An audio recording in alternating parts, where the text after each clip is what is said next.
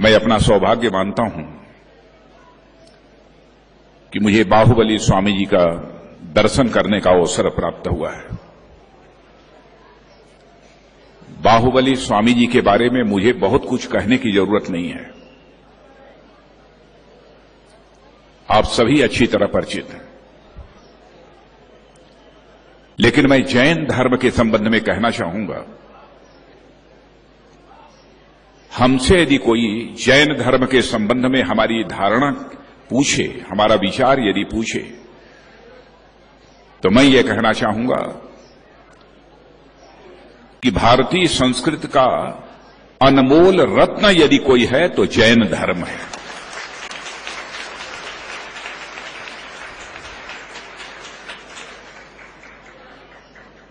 हिंसा को मूल रूप से नकारता है और साथ ही साथ सूक्ष्म रूप में भी हिंसा को नकारने वाला इस विश्व की धरती पर कोई धर्म है तो उस धर्म का नाम है जैन धर्म।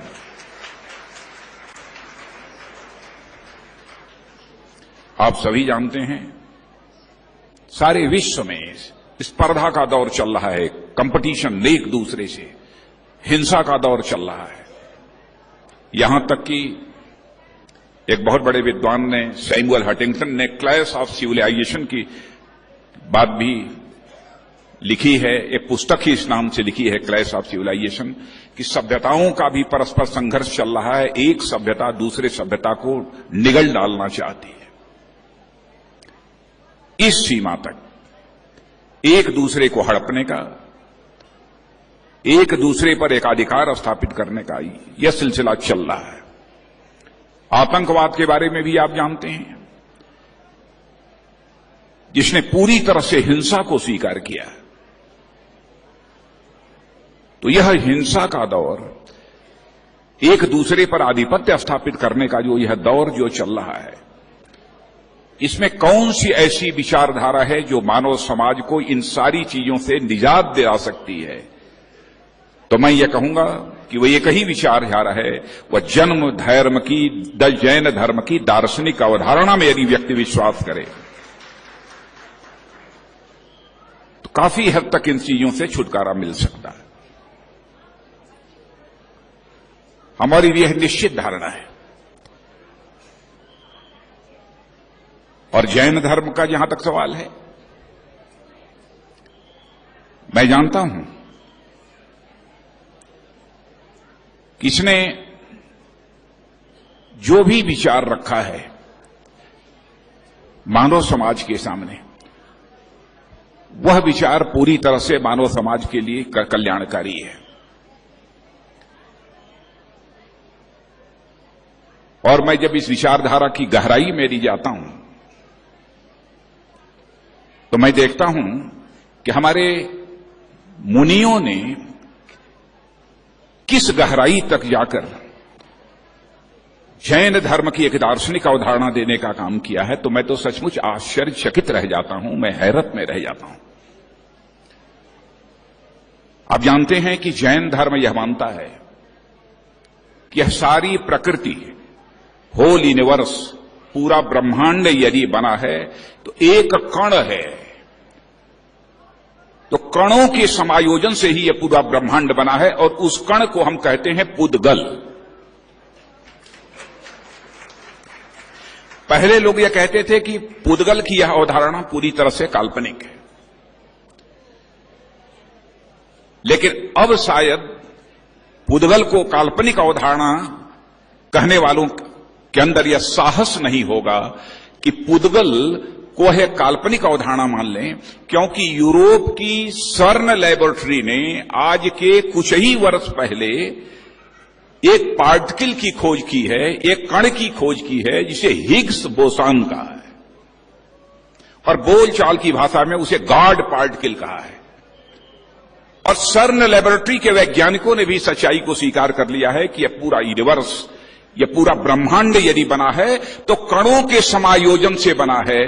तो मैं सर्न लैबोरेटरी के इस निष्कर्ष को यदि मैं देखता हूं तो मैं समझता हूं कि दुनिया में अब कोई यह साहस नहीं कर पाएगा कि जैन दर्शन ने जो कहा है कि यह पुद्गल कणों के समायोजन से ही यह पूरा ब्रह्मांड बना है। अब इसको नकारने का साहस इस दुनिया की धरती पर कोई मां का लाल नहीं कर पाएगा।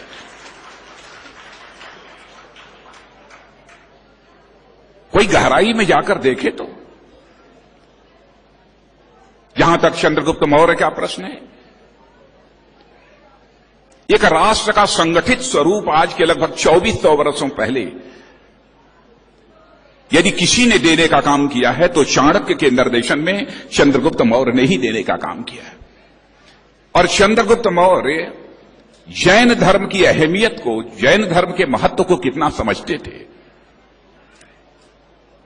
कि उन्होंने राजा रहते हुए ही जैन धर्म स्वीकार किया था। राजा रहते हुए नहीं, बल्कि राजा बनते समय राज्याभिषेक भी उनका जैन पद्धति से किया गया था चंद्रगुप्त मौर्य का। और कैसी त्याग की भावना थी, कैसी समर्पण की भावना थी चंद्रगुप्त मौर्य के अंदर। शासन करने के बाद जब उन्होंने चौथे आश्रम में प्रवेश किया, हमारे यहां आश्रम चतुष्टय की कल्पना की गई है। एक आप जानते हैं ब्रह्मचर्य आश्रम, गार्हस्थ आश्रम, वानप्रस्थ आश्रम और चौथा संन्यास आश्रम। चौथे आश्रम संन्यास आश्रम में जब उन्होंने प्रवेश करना था तो उसके लिए स्थान भी यदि कोई उन्होंने चुना तो श्रवणबेलगोला का ही स्थान चंद्रगुप्त मौर्य ने यह चुना था, जहां पर बाहुबली स्वामी जी, अद्भुत प्रतिमा, मैं ऊपर से ही उस प्रतिमा को देख रहा था। हमारे मित्र श्री अनंत कुमार जी मुझे दिखा रहे थे, अद्भुत प्रतिमा बनी है। इसलिए जब मैं इस स्थान पर आया तो सचमुच मुझे जहां पर शांति की अनुभूति हो रही थी, क्योंकि यह धार्मिक स्थल है इसलिए स्वाभाविक रूप से शांति की अनुभूति हो रही थी। वहीं पर मुझे गौरव की भी अनुभूति हो रही थी कि यह श्रवणबेलगोला का स्थान भारत को ही नहीं बल्कि सारे विश्व को त्याग का संदेश देने वाला स्थान है, समर्पण का संदेश देने वाला स्थान है और जरूरत पड़ने पर मानव कल्याण के लिए अपना सर्वस्व अर्पण कर देने का संदेश देने वाला स्थान यदि कोई है तो यह श्रवणबेलगोला है।